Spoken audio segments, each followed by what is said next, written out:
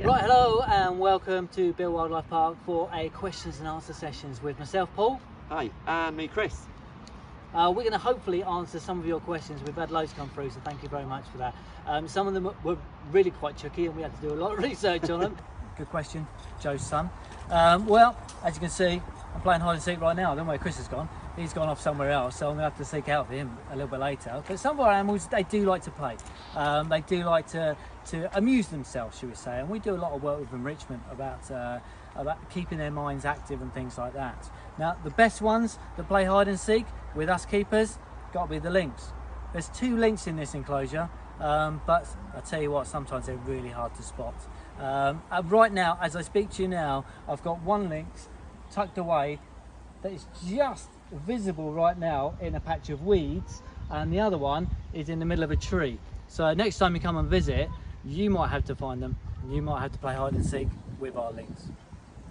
Yep. Hi Christine, thanks for your question.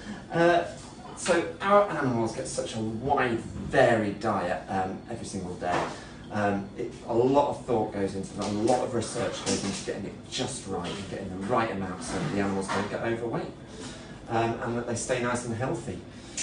So we have 2 kitchens. We have one for veg prep and one for meat prep. And here we are in our meat kitchen with some of our diet items here. We've got chicks, we've got rats, we've got a chicken here, which will be a great food for the lynx, and we've got some fish here which are for our otters and some of our water birds. The lynx have moved into their new enclosure. We have this enclosure here to redevelop. As you can see, we're working really hard on doing that for a brand new species that we're going to be accepting here at Bill on September the 19th. We're going to pick it up actually. It's really exciting. It's a belter of an animal. I'm not going to tell you what it is, but Chris is very excited. He hasn't slept.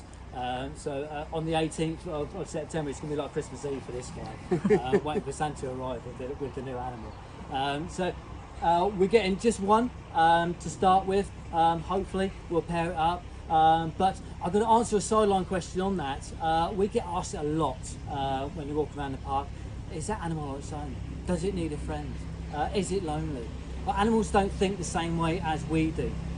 So some animals like to live on their own, and some animals like to live in a group. So if you see an animal on its own, then it might share a space with a partner or be paired up, but sometimes it just chooses out there in the wild to live on its own. So we replicate that in captivity.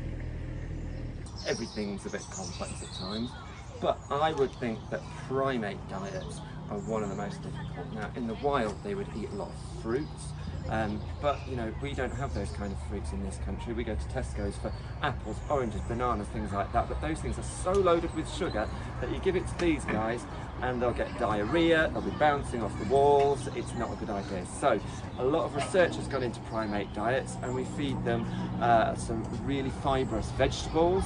There's a special kind of pellet that's meant for leaf-eating monkeys, and also we give them browse every day as well. Apart from Chris, I think you've got to nail it to the reptiles. Animals like Monty will feed once a month, and then they'll rest for the remainder of that period of time until they feed again. So whether they sleep or not, it's hard to tell, because a snake, if you look at their eyes, never have a staring competition with a snake. They've got no eyelids, so they can't shut their eyes. So who knows if they're sleeping, but I reckon the reptiles have got to be the ones that sleep the most. So, Michelle's son, great question. What is the greediest animal that we have here? Well, as you can see, I think the answer is pretty much self-explanatory. You've got to go for goats. Goats are one of those creatures that will pretty much eat anything given half the chance. And as you can see, they're just loving their food right now. They could eat all day long. That's a really good question, Harriet.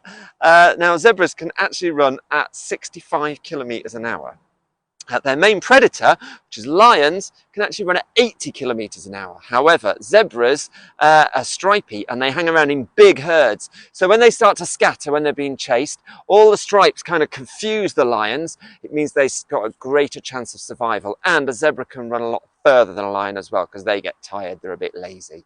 But the best thing about zebras when they're running is that they always fart.